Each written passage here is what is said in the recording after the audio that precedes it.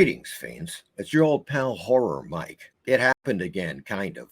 This time a little differently, but with the same result. Several hours after the Friday night show on extreme horror movies of the 1970s, the entire show was blocked, and you'll never guess why. Of course, I did the show, ended up going to bed around midnight. Still at that point, everything was fine. I checked it, it was still up. I wake up 7 o'clock in the morning. I go to check and it's gone. And it was blocked because during the show, a couple of times, I show the partial trailer to I Spit on Your Grave. So instead of just getting a copyright notice where they might say, oh yeah, we're going to share the monetization, whatever. The show was demonetized anyways. I put an 18 plus restriction on the show beforehand just to dispense with any bullshittery that might occur. Yeah, the company just simply blocked it in over 240 territories, including the United States. So nobody could see it. Instead of bothering to edit that stuff out, which I was actually screwing around with, and then I was like, why am I doing this? Why am I wasting my time? I'll just do a redo of the entire show. And so that's what I'm doing now. And in order to present it to you for Sunday afternoon. Get ready, because this is going to be a condensed version, hopefully like around 30 minutes in length, covering all of the extreme 1970s horror films as we did on Friday night, but right to the point, folks, to the bloody point. Just a couple of things before I get into the video. This coming Friday, August the 9th, we are continuing with sci-fi horror films of the 1970s, which should be quite good. Wait until you see the lineup on this one. And we're doing the second installment of the Sci-Fi Horror Book Club of the Month. This time we're tackling John Campbell's immortal classic tale of sci-fi horror, Who Goes There? So we're going to be looking at the story in comparison to the film versions. The 1950s Howard Hawks film, The Thing from Another World, the 1982 film by John Carpenter called The Thing, and then, of course, the 2011 prequel, interestingly enough, called The Thing. And that's it, folks. On with the show. Be advised, this is not for kids. It is intense, it's graphic, it's brutal. Because, well, we're talking about the 1970s extreme horror films. So without further ado, let's dive into it, shall we? And we begin appropriately enough with the 1976 film Snuff. As you might recall, during the 1970s and 80s even, there was a lot of talk about real snuff films, people being, offed, killed on camera, and so forth. Well, these guys wanted to cash in on that rumor mill. So they produced this film called Snuff in 1976. As it says, while filming in South America, an actress and her producer are terrorized by a biker chick death cult and its Manson-like leader named Satan. Of course he's going to be named Satan. This film was marketed as being supposedly real, right, with featuring real sequences of people being killed, namely at the end where they killed this woman and film it in a motel room or something. The gore is on the level of 1960s Herschel Gordon Lewis films. In other words, it's really fake looking. The best thing about Snuff, in my opinion, is this trailer. Check this out. Snuff, the film that could only be made in South America, where life is king.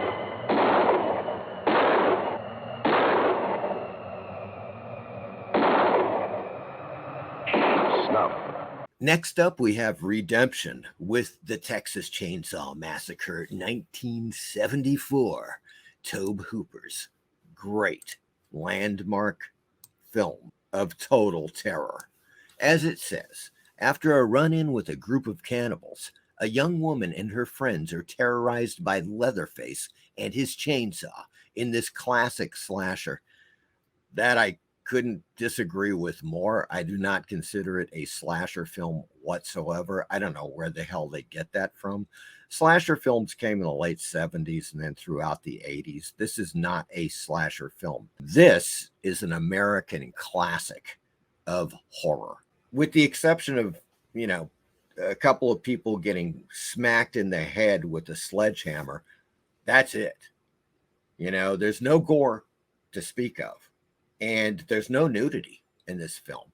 Yet it has become one of the most revered 1970s horror films, and perhaps in many people's top 10 list of all time. Another really cool thing about this flick, folks, is that, which is near and dear to my heart, it was shot on 16 millimeter. Yes. Now, according to the IMDb tech specs, it was supposedly shot using a Bolex HR-16 wind-up camera. Here are some really cool behind-the-scenes stills from cinematography.com. We can see the camera. To me, that looks like an Aton 16 millimeter camera. Here's Tobe Hooper on the right holding the camera inside the van. It was definitely shot on 16 millimeter. They went with Kodak Ektachrome T25. Now, that's an incredibly slow film. That's T for tungsten 25. It's typically for indoor sequences. They used it apparently throughout the film.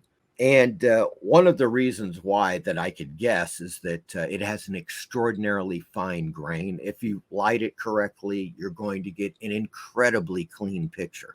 The faster the film, the more grain you're going to get, right? Well, T25 is as slow as it gets. You take the 16 millimeter negative, and the idea is to blow that up to 35 millimeter positives for a theatrical release, which is exactly what they did. Here are some more photos. And that is Tobe Hooper in the black and white photo sitting in the background there. And of course, I have the trailer for Texas Chainsaw Massacre.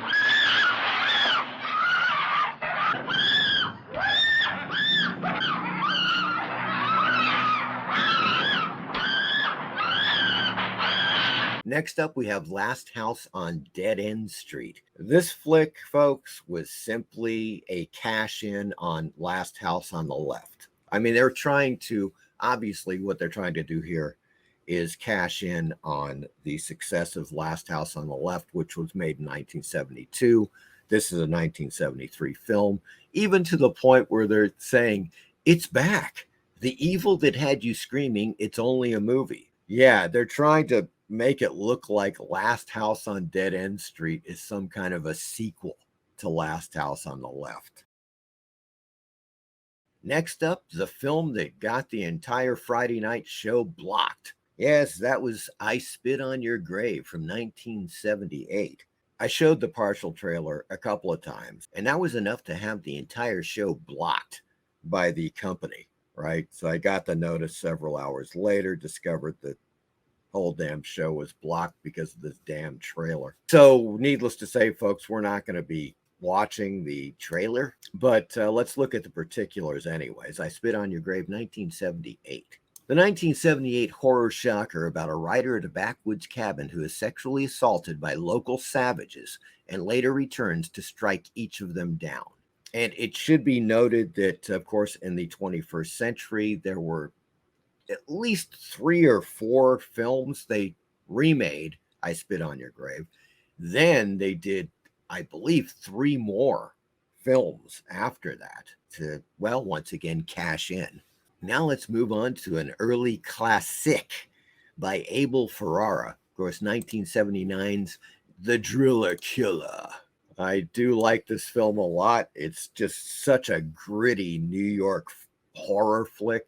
As it says, when a struggling New York City artist is pushed to the edge, he takes to the streets with a power drill and presumably a lot of batteries, to attack and murder unsuspecting pedestrians. Starring Abel Ferrara as the Driller Killer and directed by Abel Ferrara. Highly recommended, folks. If you have not seen it, it is on Tubi. And My Good Fiends, brand new on Tubi, is Lucio Fulci's Zombie from 1979. After a zombie is found aboard an abandoned boat, a reporter follows a woman to an island where her scientist father faces an epidemic of the undead.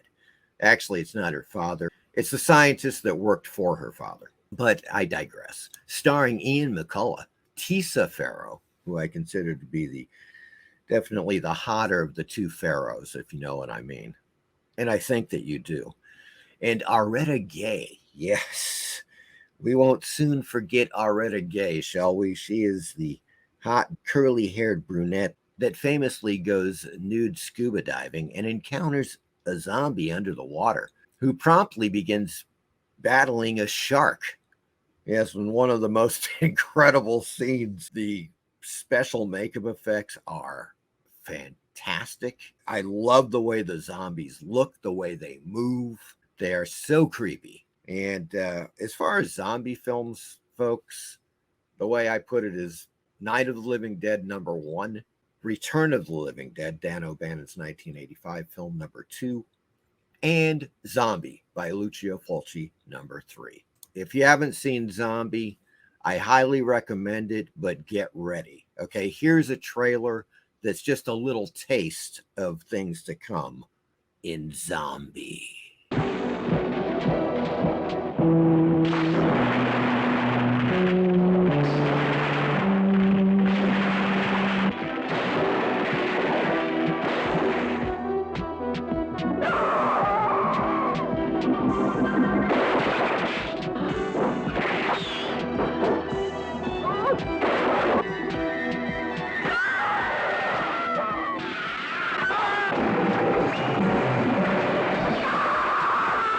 Next up, we have The Hills Have Eyes. Now, as you can see there, it says The Hills Have Eyes 2, and that's what the film is on Tubi. Unfortunately, they do not have The Hills Have Eyes, the original film. They only have the sequel, which is just completely inferior to the original flick. It's another brutal and shocking film, as a matter of fact.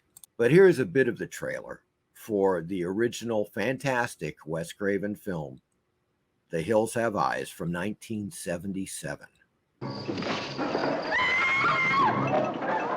She thought she knew what the world was all about, but nothing prepared her for this. The hills have eyes. Oh, you going with my baby? Get out of the way, Dick. A mother fighting for her child loses it in the worst possible way. Murdered, raped, burned, but not beaten. The hills have eyes. The story of one family's refusal to die. I'm gonna get those animals. The hills have eyes. A night of terror. A day of vengeance where no one was spared. No one. Kill the babe! Kill me! They fought back. Anything was a weapon. The family dog to the family car. It's working! The Toolbox Murders, folks, 1978, starring Cameron Mitchell. Let's just put it that way. And I've never seen him in a role like this. That's one of the shocking things about this film.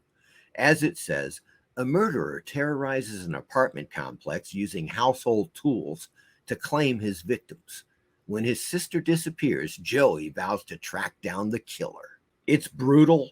In several places, there are a couple of really shocking scenes, especially for the time. You know, you got to remember, folks, this is 1978. You know, the 70s, these films just started coming out. Of course, the special makeup effects had greatly improved, even since the 1960s, of course, and people took advantage of that, and they started making more realistic, gruesome, shocking, graphic horror films. The Toolbox Murders is a result of that. He got her with a nail gun. I mean, we got 3 apartments, 1 forced entry. What if he didn't con his way in? What if he didn't have to? The Bible says, if one of thy members offend thee, cut it off. Cut it off! He killed her with a drill. So I cut him. I did it. I cut all the evil out. And next up, we have Mardi Gras Massacre from 1978. Now, this one's got a few scenes that I would call extreme. Not extreme like Zombie or Texas Chainsaw Massacre, but it does have a couple of sequences that might disturb you. Let's put it that way. As it says, hard-boiled homicide cops search for an individual with an Aztec sacrifice fetish who murders women during Mardi Gras in New Orleans. There you go, folks. That is Mardi Gras Massacre, and I've got a very short trailer for you. New Orleans, Mardi Gras, masks, and murder. The Mardi Gras Massacre. Beautiful women are dying, and so are the New Orleans cops. As they battle a bloodthirsty madman, a masked monster, Mardi Gras Massacre. So now we're off of Tubi, folks. These are films you will not find on Tubi. A few of them you will find on YouTube. Just giving you a heads up on that.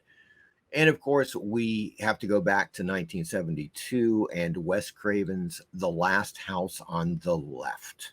Two teenage girls heading to a rock concert for one's birthday try to score marijuana in the city, where they are kidnapped and brutalized by a gang of psychopathic convicts. And this one is definitely a shocker, folks. I mean, especially for the time, I can only imagine.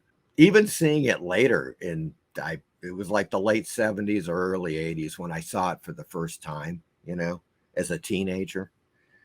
I found it pretty damn shocking and really queasy and disturbing. Needless to say, Last House on the Left was banned in the UK, probably a few other countries at the time. Next up, the 1978 classic Dawn of the Dead. An incredible film. One of those flicks that I saw when it came out. As a matter of fact, when it premiered in Los Angeles, I went to FilmX, which was at the time the annual Los Angeles Film Exposition. And so they had a midnight screening of Dawn of the Dead. Somewhere between 5 to 10 minutes into the film, a half dozen people had walked out visibly sick and shaken and disturbed. One of the most shocking things I'd ever seen. I mean, the graphic nature of this film cannot be denied, and that's what inspired Lucio Fulci to make Zombie. I think Fulci, his zombies are just better looking. That's the only complaint I have about Dawn of the Dead. Those bluish looking zombies they don't look that good. Typically, the makeup effects by Tom Savini are excellent. Otherwise, everything, the arm munching, the heads blowing up, all that stuff is great. I just didn't like that bluish color of the zombies. Great soundtrack by Goblin. I mean, I had the soundtrack on vinyl along with a few other Goblin films. Here's the short description of the film. During an escalating zombie epidemic, two Philadelphia SWAT team members, a traffic reporter, and his TV executive girlfriend seek refuge in a secluded shopping mall. And naturally, I have a trailer for you here. It gets up and kills. The people it kills get up and kill. They must be destroyed on sight. When there is no more room in hell, the dead will walk the earth. Dawn of the Dead. Next up, we have one of the great American horror films, and perhaps just simply one of the great American films of all time. William Friedkin's The Exorcist from 1973, based upon the novel written by William Peter Blatty. Somehow, my second oldest brother and I convinced my mom to take us to the drive-in to watch this film when I was like 11. So needless to say, I was traumatized for several days afterwards. I couldn't sleep. As it says, when a young girl is possessed by a mysterious entity, her mother seeks the help of two Catholic priests to save her life. Now, recently, they did a 4K remaster of this film, and it does look really good. So here is a snippet from the trailer of the 4K remaster. Check this out. You're gonna die up there. I need reassignment. You're the best we've got. I think I've lost my faith. Is there someone inside you? Sometimes. Who is it? I don't know. Is it Captain Howdy? Next up, Fiends, we have The Beast in Heat from 1977. Yes, we go back to Italy for one of the queasiest Nazi exploitation films I have ever seen. You may have seen Nazi exploitation films such as Ilsa or Helga. I would classify this as horror and a little bit of sci-fi. It's definitely one of the more unpleasant and disturbing Nazi exploitation films that you're bound to check out.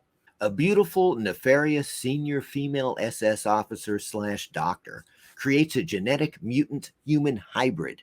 The Beast is a squat, mongoloid, hypersexually driven fiend, which she uses to torture and molest the female prisoners. Okay, and last but not least on the lineup tonight, Who Can Kill a Child from 1976. This was also known as Island of the Damned. And the thing about this film is that it's not particularly graphic. It is brutal, okay? It's not graphic in any, like some of these films that we've been talking about tonight. It is brutal. There's no doubt about that, but it's the nature of the plot of this film, which is really disturbing. A couple of English tourists arrive on an island where all the children have gone crazy and are murdering the adults. You find yourself on this island. You're going to take a vacation. You notice right off the bat that like there's hardly anybody in the streets. Things just kind of start going from bad to worse in the sense that, you know, you've got dozens, maybe 100 children that are just gleefully torturing and murdering all of the adults on this island. That's a pretty extreme type of scenario. Let's put it that way. And this film has been remade. It was remade in the 21st century, and I believe it was called Can You Come Out to Play? The one thing that I don't like about it are the two lead characters, the British tourists. I mean, I just don't like the way they're written. It's at one point I'm thinking, oh, come on, kids, just murder these people and be done with it. Where you're just like, why are you doing that, you idiots? You know, and that they do a whole lot of that. Just the actions of those two characters sometimes in the film is just makes you want to reach in there and kill them yourself. There you go, folks. That is Island of the Damned, aka Who Could Kill a Child? There is something wrong on this island. Island of the Damned. Tom, what's going on? What are those shouts? Where something strange is happening, and only they know why. You can see the innocence in their eyes.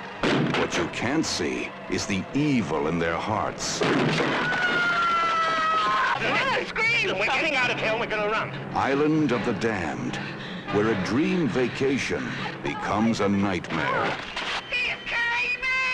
That ends my selection of extreme 1970s horror films. I know there's others out there, folks. I just thought I'd bring this to you and give you a mix between Tubi and non-Tubi films. For example, this one, Who Can Kill a Child, Island of the Damned, you can find the whole film on YouTube. And most of the films tonight, yes, were banned in either at least one country or several countries when they came out. Or at the very least, they immediately ran into censorship problems and they had to cut, you know, a minute or two out of their films in order to be shown. So that's why I wanted to do this video about extreme 1970s horror movies, just to show you that, yeah, you know, there were a lot of filmmakers that suddenly had the idea because of enhanced special makeup effects. The 70s was a breakout. The 60s was the warm-up to the 70s breaking out and going ballistic. Next week, remember, it's going to be sci-fi horror films of the 70s, plus the Sci-Fi Horror Book Club of the Month, where we take a look at who goes there and the film adaptations, including John Carpenter's The Thing. How does it stack up? What are the differences? What are the similarities? And until then, have a great week, and I'll talk to you soon.